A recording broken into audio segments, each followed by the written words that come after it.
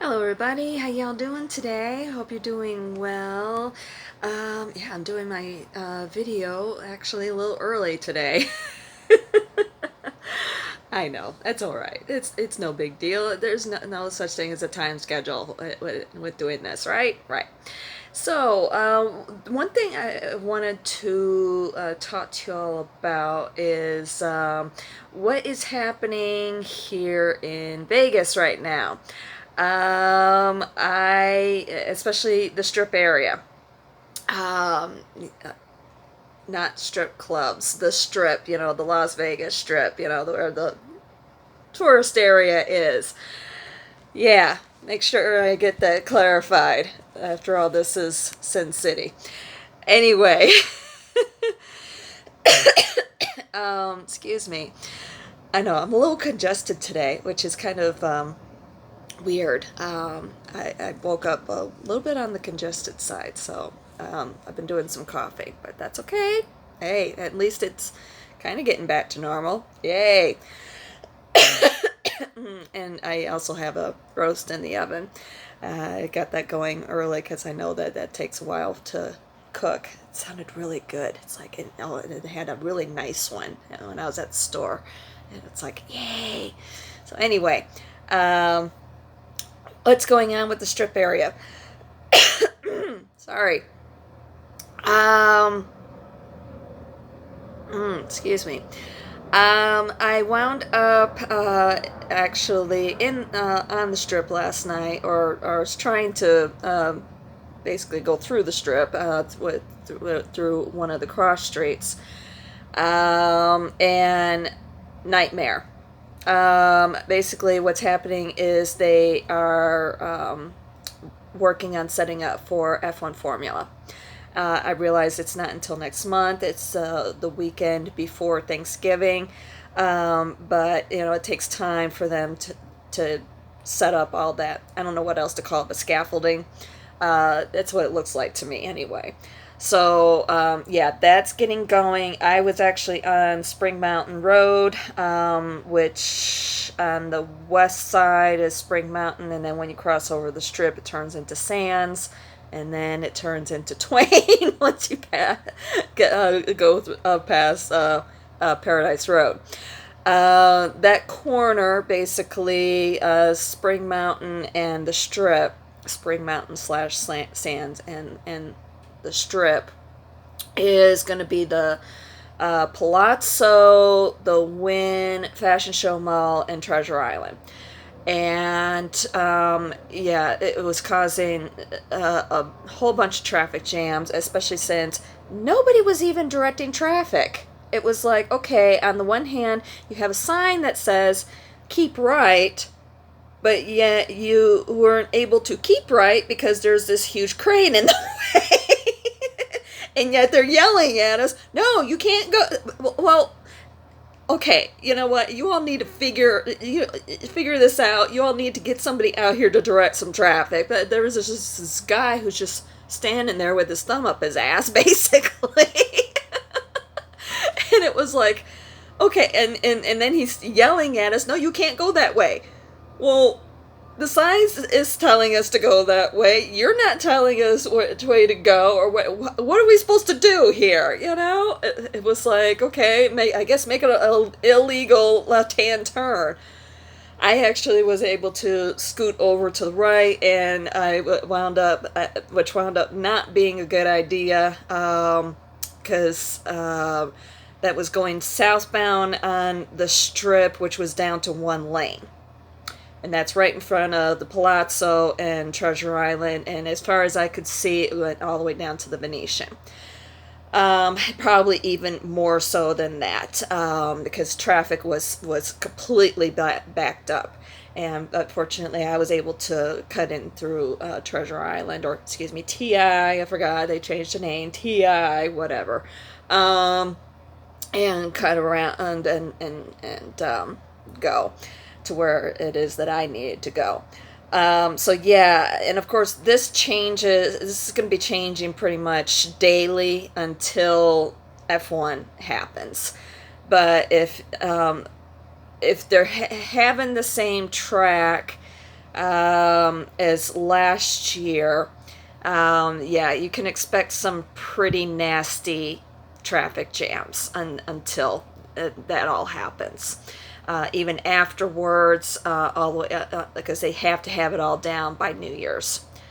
Because of all the, I mean, with New Year's we get 300,000 people into town, so, and they shut the strip down for the fireworks and the festivities and everything. The only traffic that's allowed to go up and down the strip, vehicle traffic anyway, is emergency vehicles. So yeah, New Year's is always a big nightmare. But anyway, so yeah, if you are coming into town anytime between now and basically pretty much the end of the year, expect a lot of traffic jams, unfortunately. I know that they're supposed to be changing things because basically the track, it starts over Harmon and Koval. That's where the pit area is, basically. All right. Huge complex over there. It all used to be low income housing right in through there, and it all got torn down. The old Ice nightclub used to be right there around the corner. Of course, that got torn down, and so forth. So that's basically where the pit area is, the staging and so forth. It starts there, and then it goes north up Koval, swings around the Sphere, and then shoots down Sands. Of course, that side of the strip, it's Sands Avenue, Boulevard, whatever it is, to the strip. Then turns south down the strip all the way down, back down to Harmon, and goes up Harmon, or excuse me, yeah, east, going down east, goes down to, eastbound, there we go, Harmon Avenue, back to Koval, of course, the staging area again. So that's basically the whole track. I don't think they're supposed to be changing, but what was weird is when I was on the Spring Mountain side of Sands Avenue, I saw some of that scaffolding stuff, whatever it is they call it, being set up over there in front of Fashion Show Mall on the Spring Mountain side. So I'm not entirely I'm not entirely too sure what that is. Maybe it's just something to do with the racing official stuff or what. I have no idea. I mean, I used to watch F1 when I was a kid. It's in some ways it kind of, I've kind of outgrown it. Don't get me wrong, I think it's really cool and everything, but I'm just not a big fan. It's like NASCAR. I'm not a big fan of watching cars drive really fast drive really fast in a circle for 500 miles. That's just not my thing. But of course, I'll admit, driving on the racetrack is really cool. And I have driven on a NASCAR track. And of course, last year with the F1, just before and right after everything was set up and everything, that was really cool. I'll admit that. Yeah, that was really, really cool. Especially as much of a speed demon as what I am anyway. It's like, ooh, this is cool. So, it's, of course you had all the advertising set up, and so forth, and it was just like, ooh, I feel like a race car driver. So, but otherwise, actually watching it, it's just like boring. I prefer the drag races. I mean, you had that same speed, okay, but it's going, like 0 to 20, from within, what is it? I don't even know. It's been ages since I've watched. I don't even know how fast they get up to. But anyway, or how long the races actually last. I mean, they're like, what, 20 seconds? from the starting line to the finish line. I mean, it's like, yeah, I would love to do that. That would just be so cool. Especially my favorite cars. I can't remember what they're called, but the cars with the long bodies. You've got the big tires in the back, and then you got the little tires in the front. I love those cars. Those have always been my favorite cars. Anyway, I know. Oh, but anyway, yeah. I can't help it. And I got it on both sides of the family too. Both my parents were, yeah, they love the drag races, and I definitely love the drag races ever since I was a baby. So anyway, back to what I was talking about. So yeah, things are going to be a bit of a traffic nightmare around here for a while. So yeah, like I said, if you're coming into town anytime between now and end of the year, expect traffic delays. Don't be in a hurry to get anywhere. And of course, that causes a lot of issues with Thanksgiving weekend. Thanksgiving weekend around here is a lot like New Year's. I hate to say it. Almost just about the same amount of people coming to town, and it's mostly a lot of people coming up here from Cali, of course, and it's all of the Black Friday sales. That's what people are coming here for, especially with the North Outlet Mall. People will come into town for those sales, especially the Coach store. Expect to stand and wait in line in order to even get into the store. And also Japanese tourists.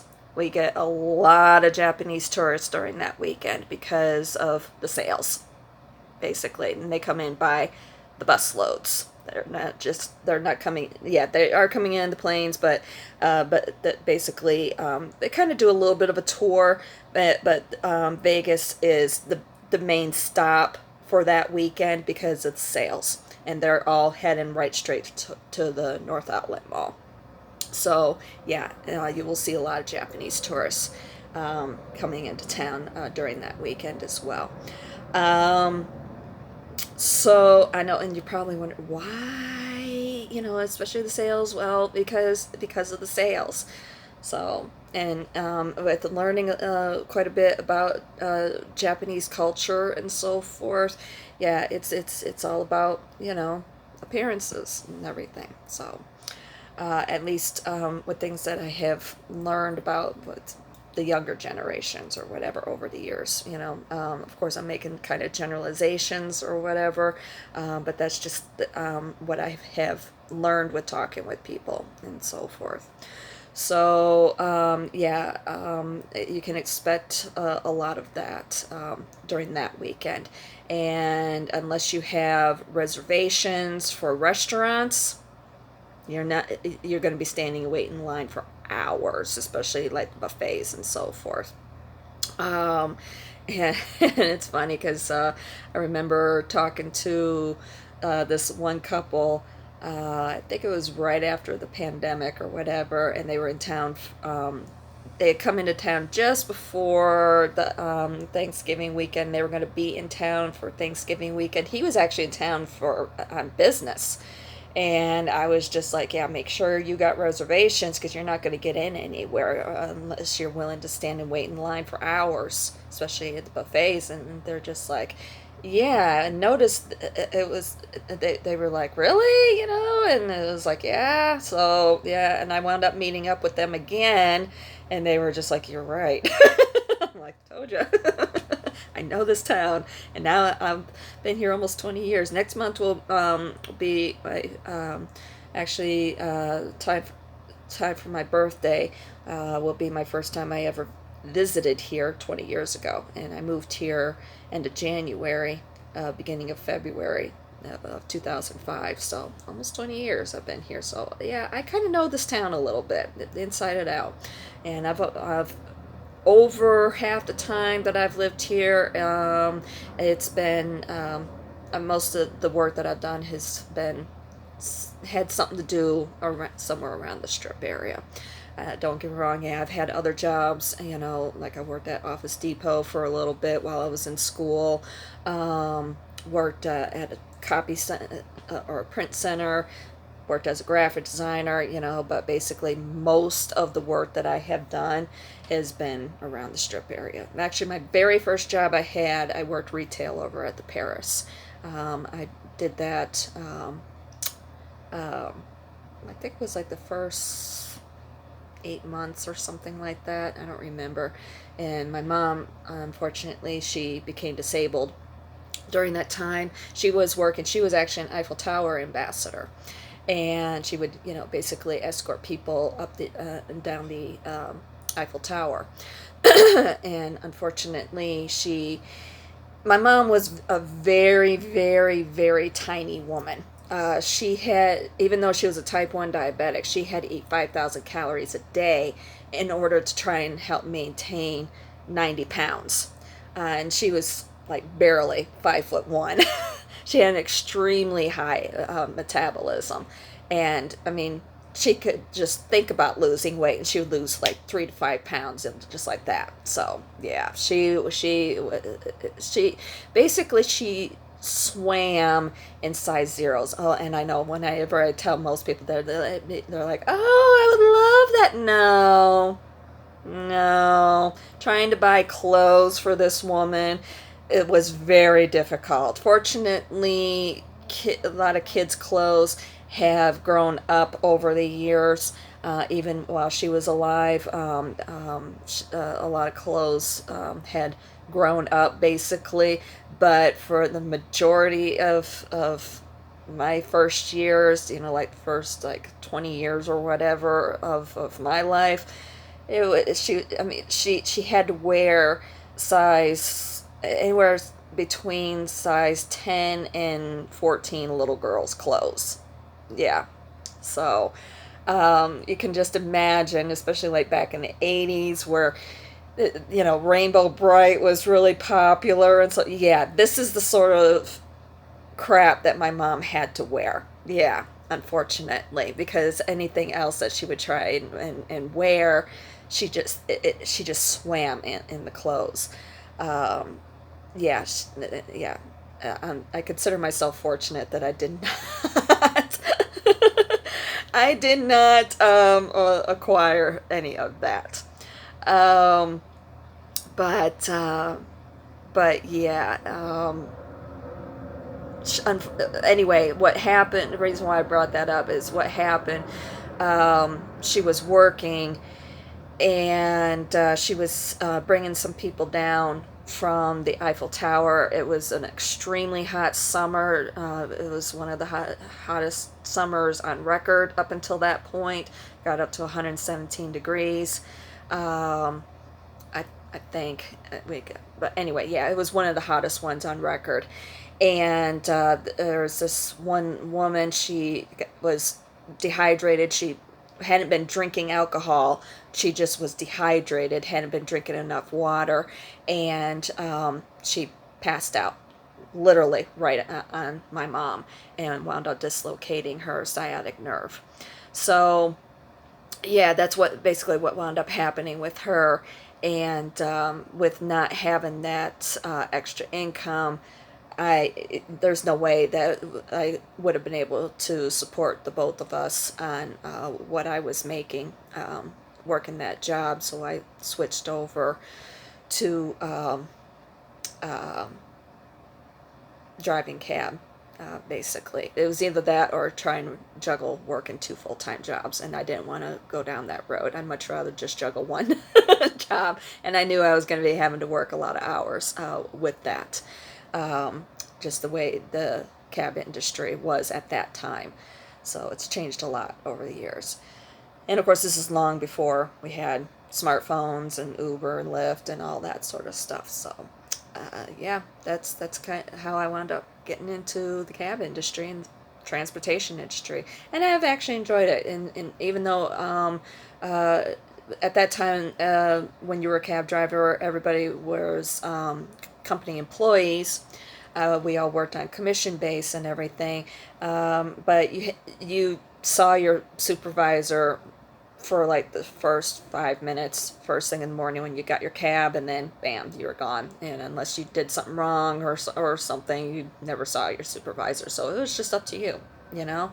And tips were really good at that time. I actually made more in tips than what I was making off of commission. That was basically my bread and butter was the tips at that time. So, but yeah, or as we call it, side money. There's a reason for that. I'm not going to go into it. Um, there's it's that inside information has been spilled a little bit too much over the years, especially with the rideshare drivers, as far as I'm concerned. So anyway, but yeah, I was able to support both of us, and that's how I wound up in the transportation industry. And in many ways, I enjoy it. I enjoy the freedom. I enjoy the independence, and everything. And actually, it kind of ties back into something that I realized about myself with my current situation too. Um, this this morning, especially with watching MJ's morning message. Even though her morning message really wasn't resonating with me, there was just something else that came out, and it was just like, ah, yeah. And then it was funny because she was talking. I have no idea what she was saying or anything. If you're wondering who I'm talking about, Mary Jo Cranmore over on Soulful Revolution, her YouTube channel. Every morning she does these morning messages with tarot readings. But anyway, she I don't know. It was just something. I don't know if it was something that she said or whatever, but something just clicked inside of me, and it was like, okay, I understand. And it was so funny when that happened. She was pulling some extra cards for one of the cards in the spread, and it was like, yeah, it was exactly what I knew was going to wind up coming out. And sure enough, yeah, it was like, yeah, confirmed the message that I received for me. So yeah, sometimes when you're watching those, messages may come out that have nothing to do with what that message is, but something else will come out for you. So, and it's a matter of trust and trusting your instincts, trusting your intuition, trusting yourself, trusting what it is that you're experiencing as far as spirituality is concerned. So yeah, but it just it really helped to solidify some things for me, especially with things that I'm that my situation that I'm in right now. So yay, very, very happy. So anywho,